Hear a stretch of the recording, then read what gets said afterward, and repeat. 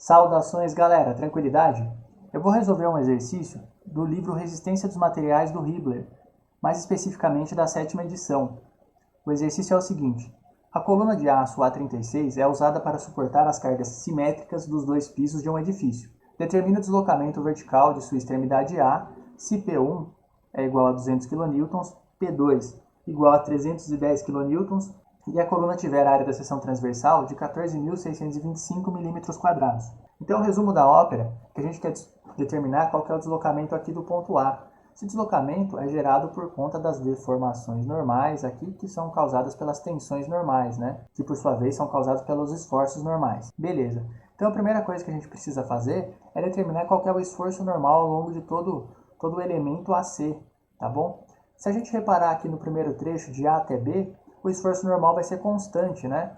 Vai ser o esforço de 2P1, né? E como a estrutura é simétrica, você pode considerar que os dois estão aplicados aqui. Aí, se você quiser ser um pouquinho mais rigoroso, você pode fazer o diagrama de corpo livre de um trecho da estrutura cortado, né? Ou seja, você poderia fazer um corte aqui, por exemplo, em qualquer ponto intermediário entre A e B, tá? Onde eu coloquei em vermelho aqui. E aí você iria fazer o diagrama de corpo livre do pedaço que você cortou, do pedaço da parte de cima, no caso. Então, aqui você tem o ponto A, onde você tem a carga de 2P1, e aí onde você fez o corte, você coloca a sua normal, esforço normal no trecho AB. Vou dar esse nome aqui. Aí você faz a somatória de forças na vertical, impõe que isso tem que ser igual a 0, né? Daí você reescreve. Somatória de forças na vertical vai ser 2P1, considerando que para baixo é positivo, tá? Menos NAB igual a 0, de modo que NAB é igual a 2P1.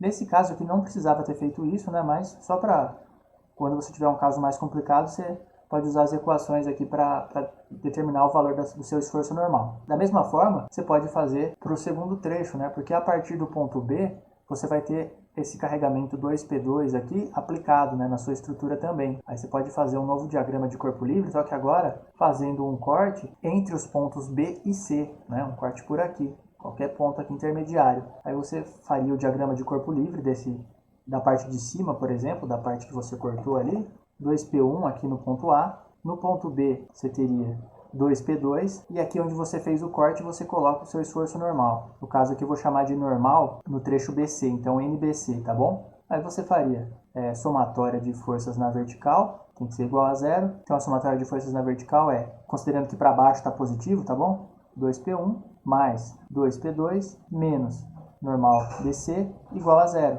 A gente isola aqui a normal BC, né? É só somar NBC dos dois lados. Então você teria NBC igual a 2P1 mais 2P2. Se quiser colocar em evidência o 2, fica melhor, né? Beleza, conseguimos então os valores do esforço normal no trecho AB e no trecho BC. Então, agora a gente pode calcular as deformações que a gente tem no trecho AB e no trecho BC. E com as deformações a gente consegue calcular a variação total de comprimento aqui do trecho AB e a variação total de comprimento do trecho BC. Então, a variação de comprimento ali do trecho AB vai ser o esforço normal no trecho AB dividido pela área da seção transversal no trecho AB. Como a área é a mesma para os dois trechos, eu vou colocar só a área, não vou especificar que é o trecho AB, porque é igual para os dois mesmo, tá bom? A força normal dividido pela área daria para a gente a nossa tensão. A gente divide a tensão pelo módulo de elasticidade, a gente tem a deformação específica, tá bom? Então aqui também, como o módulo de elasticidade é o mesmo para os dois trechos, eu não preciso especificar qual trecho que é aqui e multiplicado pelo comprimento do trecho AB. Novamente, como o comprimento é o mesmo para os dois trechos também, eu não preciso especificar qual é. Então, como a gente já tem ali, né, uma expressão para normal AB, só a gente substituir aqui, né, vai ficar 2P1 L dividido por AE. Vamos fazer a mesma coisa agora aqui para a variação de comprimento do trecho BC. Variação de comprimento do trecho BC vai ser a normal no trecho BC dividido pela área, que vai dar a tensão, dividido pelo módulo de elasticidade, vai dar a deformação específica, multiplicado pelo comprimento, vai te dar a variação total do comprimento do trecho BC. A gente substitui aqui o valor que a gente obteve para normal no trecho BC, então duas vezes, abre parênteses, P1 mais P2, fecha parênteses, multiplicado por L, dividido por AE. Então, a gente tem aqui, aqui em cima a variação do comprimento do trecho AB, aqui a variação do comprimento do trecho BC.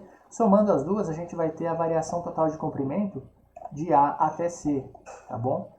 Essa variação de comprimento aqui vai ser igual ao deslocamento do ponto A. Por quê? Se a barra teve essa determinada variação de comprimento e o ponto C está fixo, essa variação de comprimento tem que ser o deslocamento que o ponto A fez, né? Tudo bem?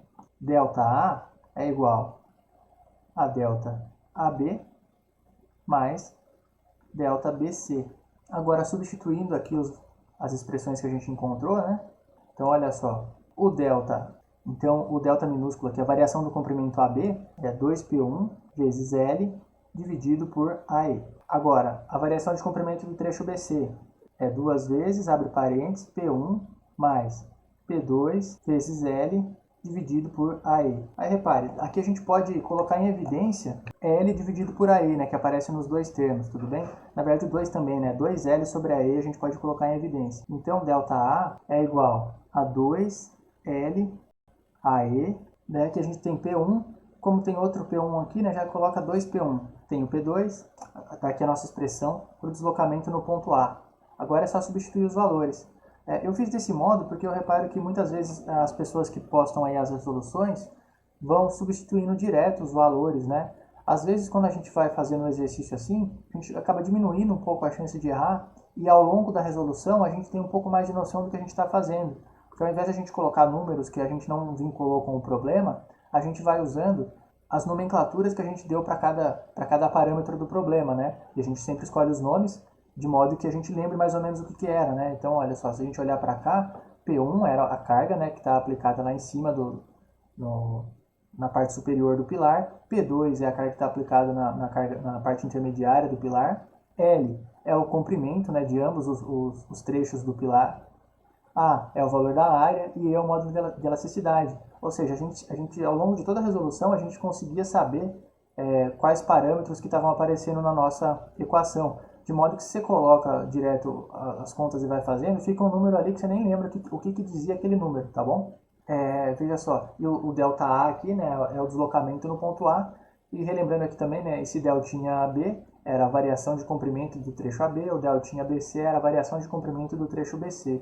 Resolvendo dessa maneira, a gente acaba tendo um pouco mais de sensibilidade para ver o que está acontecendo no problema, né? Agora é só, e também facilita um pouco, diminui um pouco a chance de errar a hora de pegar os valores, né? Que daí você já vai pegar todos de uma vez agora.